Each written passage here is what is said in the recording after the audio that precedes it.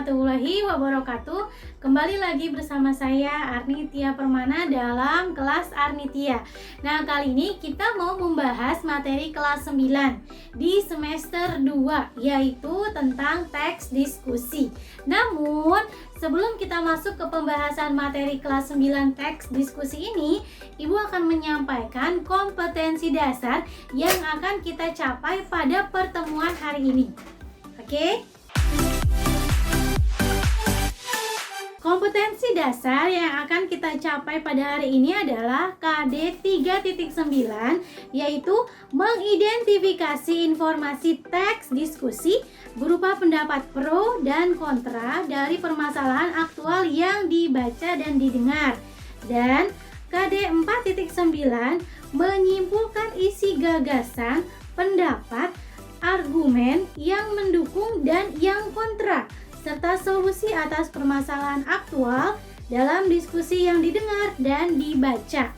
Tujuan pembelajarannya adalah kalian mampu mengidentifikasi informasi pro dan kontra dari teks diskusi, serta menyimpulkan isi gagasan, pendapat, argumen dari teks diskusi tersebut. Baiklah, sekarang kita masuk ke materi pembahasan tentang teks diskusi. Teks diskusi ini ada di bab 5 di kelas 9. Oke, jadi tinggal satu bab lagi yang di kelas 9. Setelah itu kita selesai materi pembahasannya. Oke, kita lihat teks diskusi. Pengertiannya adalah teks yang membahas sebuah isu. Jadi teks yang membahas sebuah isu atau permasalahan, ya, yang berisi dua argumen. Argumen itu apa? Argumen adalah sebuah pendapat. Jadi membahas dua pendapat yang pro dan kontra. Oke, pro dan kontra. Pro itu apa nih? Pro adalah, atau argumen pro adalah argumen yang mendukung. Jadi mendukung isu yang sedang dibahas. Sedangkan kontra adalah argumen atau pendapat yang menolak atau menentang isu yang sedang dibahas. Jadi sama seperti saat kita berdiskusi, ya, kita presentasi lalu kita diskusi, pasti ketika kita memaparkan sebuah pendapat kita, ada yang menyetujui, ada juga yang menolak. Namun ketika kita menolak sebuah pendapat dalam diskusi, itu harus disampaikan secara sopan, santun, dan menggunakan atau memakai pilihan kata yang baik gitu, dan usahakan diawali dengan pujian. Oke, paham? Itu adalah pengertian dari teks diskusi. Sampai di sini semoga bisa dipahami sebelum kita lanjut ke pembahasan berikutnya. Selanjutnya adalah fungsi teks diskusi. Fungsi teks diskusi adalah menyampaikan pendapat. Jadi menyampaikan pendapat pada pembahasan suatu isu sampai mendapat kesepakatan dari pihak yang berdiskusi. Jadi itu fungsinya. Oke, kita selesai berdiskusi, lalu teksnya itu dibuat dari hasil dari diskusinya nih. Kita rangkum menjadi sebuah teks diskusi. Oke, fungsi lainnya ini juga untuk menguji bukti yang disampaikan, lalu kita kemukakan. Nanti kan akan diuji kebenarannya, ya, nilainya juga akan diuji, serta opini kita juga akan diuji. Selanjutnya menyampaikan gagasan dan juga beralat untuk bertukar pikiran. Ini adalah fungsi dari teks diskusi. Selanjutnya kita akan membahas jenis-jenis diskusi. Yang pertama namanya seminar.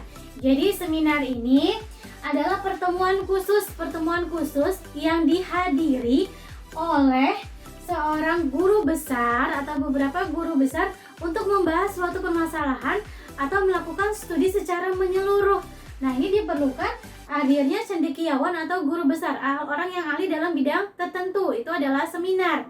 Yang kedua, jenis diskusinya adalah sarasehan. Sarasehan juga mengundang orang yang ahli, gitu ya. Nah, ini pertemuannya artinya adalah pertemuan untuk mendengarkan. Jadi, pertemuan untuk mendengarkan pendapat orang yang ahli dalam bidang tertentu, gitu. Hanya ahli dalam bidang tertentu, gitu ya. Terus dan mereka ini tentunya hadir karena dapat undangan, gitu. Jadi Kalau seminar ini membahas studi secara menyeluruh dengan menghadirkan guru besar atau cendekiawan dalam bidang akademis ya. Tapi kalau sarasehan ini adalah pertemuan khusus gitu ya, pertemuan yang dilaksanakan untuk mendengar opini dari seseorang yang ahli dalam bidang tertentu. Itu seminar dan sarasehan.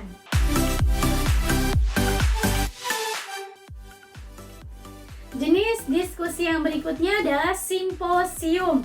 Simposium ini artinya serangkaian pidato yang dilakukan oleh seseorang ya. Nah, pidatonya ini adalah pidato pendek gitu. Terus di depan para peserta atau pengunjung. Kan kita tahu ya sebelumnya kalau pidato itu kan merupakan teks persuasif. Jadi untuk mempengaruhi dan berisi pendapat gitu, argumen. Oke, jadi dia termasuk ke dalam diskusi nih, simposium. Lalu yang keempat namanya adalah diskusi panel. Diskusi panel ini merupakan forum pertukaran pikiran yang dilakukan oleh sekelompok orang. Oke, oleh sekelompok orang. Nah, di sini berarti bisa mereka berkubu-kubu gitu ya, mereka bertukar pikiran itu untuk mendapatkan suatu keputusan. Dan yang kelima adalah kongres.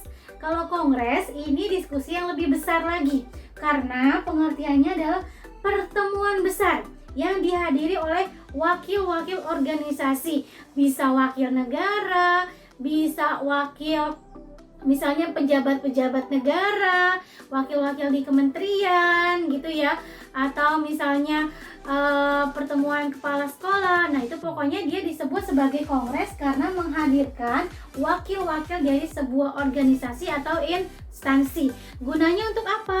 Untuk mendiskusikan atau mengambil keputusan. Oke, selanjutnya untuk contoh teks diskusi bisa kalian lihat di buku paket ya, di buku paket kalian halaman 117 sampai 118. Ini ada contoh teks diskusinya, bisa kalian baca sendiri dan kalian pahami. Benarkah di situ ada pendapat pro dan kontra? Lalu benarkah di situ berisi pendapat atau argumen gitu ya. Oke. Oke, selanjutnya kita diminta untuk menyimpulkan isi gagasan atau pendapat dari sebuah teks diskusi. Bagaimana caranya? Kalau pertanyaannya tentang menyimpulkan, berarti ini nggak jauh dari mencari gagasan utama. Makanya pengertian atau pengetahuan tentang gagasan utama itu sangat penting karena akan selalu terpakai, gitu ya. Oke, jadi cara menyimpulkannya pertama kalian harus mencari gagasan utamanya dulu nih dari setiap paragraf. Ketika itu sudah ketemu, itu bisa dijadikan satu. Jadi dihubungkan gagasan utama paragraf 1, 2, dan seterusnya digabungkan satu menjadi paragraf kesimpulan. Itu adalah kesimpulan dari teks diskusi. Oke, berikutnya Ibu tambahkan materi tentang cara mencari gagasan utama. Walaupun sebenarnya materi ini udah sering sekali Ibu ulang. Di video pembelajaran kelas 7 ada, di materi teks laporan hasil observasi. Kalau kalian mau lihat lebih lengkapnya ya. Lalu ada di kelas 8 di materi teks eksposisi, dan sekarang ada lagi di teks diskusi akan Ibu jelaskan secara singkat saja. Oke, semoga sudah dipahami, mudah dipahami karena kalian sebenarnya sudah belajar di kelas 7 dan di kelas 8. Oke, kita lihat cara mencari gagasan utama. Yang perlu kalian tahu, gagasan utama adalah inti, adalah ide, adalah hal penting, adalah hal yang sering dibahas. Itu adalah pengertian dari gagasan utama. Jadi kalau kita mencari gagasan utama berarti kita mencari intinya, kita mencari hal pentingnya. Makanya kalau mencari kesimpulan atau membuat kesimpulan pasti berkaitan sama gagasan utama karena pengertian gagasan utama adalah intinya, hal pentingnya, hal yang dibahasnya. Oke, itu. Lalu karena gagasan utama adalah hal pentingnya, intinya, berarti dia bersifat umum. Ya, dan kalimat utama ini merupakan ya gagasan utama atau kalimat yang di dalamnya terdapat gagasan utama. Jadi ketika kita membicarakan gagasan utama atau kita mencari gagasan utama, pasti secara otomatis kita akan menemukan kalimat utama. Mereka berbeda tapi sama. Perbedaannya adalah kalau ditanya gagasan utama, kita boleh menyebutkan intinya saja. Jadi satu kalimat utuh itu bisa kita ringkas. Oke? Tapi kalau ditanya kalimat utama, berarti harus ditulis utuh, harus disebutkan utuh dari awal kata sampai dia titik. Oke, itu perbedaannya. Persamaannya ya kalimatnya intinya itu. Oke, di dalam kalimat utama terdapat gagasan utama. Oke. Oke, untuk lebih mudah dalam mencari gagasan utama, kalian harus tahu dulu jenis paragraf. Ini maksudnya jenis paragraf berdasarkan letak kalimat utamanya ya. Oke, yang pertama ada paragraf deduktif. Nah, ini ada di awal. Jadi, gagasan utamanya, kalimat utamanya ada di awal. Polanya dari hal yang umum ke hal yang khusus. Yang besarnya dulu baru kita berikan contoh. Oke, misalnya ikan adalah binatang yang hidup di air. Lalu kalimat kedua dijelaskan mengapa dia hidup di air. Dia menggunakan apa untuk bernafas gitu. Oke, jadi ada di awal. Yang kedua paragraf induktif.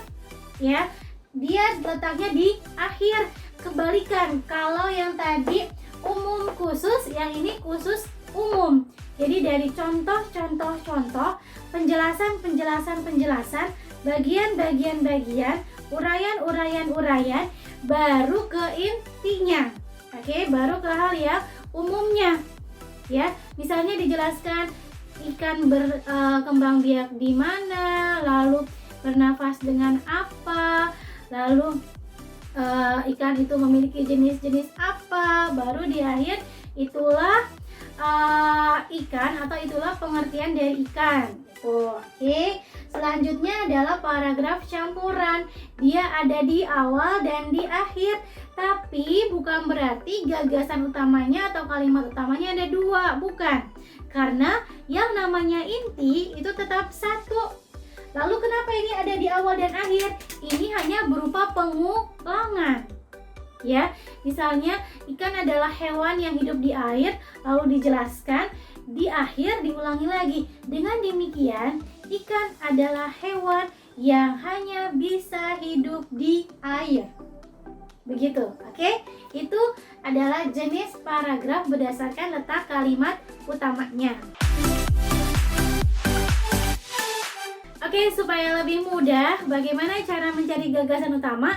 Yang pertama adalah karena kita udah tahu kalau gagasan utama itu kalau nggak di awal, di akhir, atau awal dan akhir, berarti yang harus kalian lakukan adalah baca awal dan akhir paragraf. Jadi kalimat pertamanya dibaca, lalu kalimat terakhirnya dibaca. Setelah itu diapain lagi, Bu? Dicari yang paling umum dari kalimat pertama dan terakhir, mana yang paling umum nih? Oke, mana yang bisa kita bagi-bagi, mana yang bisa kita jelaskan, ya. Oke, misalnya ada di awal nih. Oke, berarti itu langsung jadi jawabannya. Tapi kalau misalnya Bu, kayaknya ini dua-duanya umum deh. Lalu bagaimana, Bu? Nah, ini ada cara mudahnya nih, cara bodohnya nih ya. Caranya adalah cari kata yang sering diulang, cari kata yang sering ditulis, yang sering muncul. Misalnya dari awal tentang ikan terus, oh berarti ini intinya tentang ikan. Air terus, oh berarti ini intinya tentang air yang seperti apa atau ikan yang seperti apa.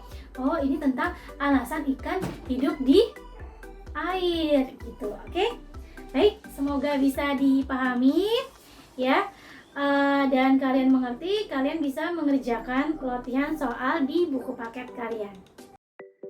Sampai jumpa di kelas Arnitia berikutnya. Wassalamualaikum warahmatullahi wabarakatuh.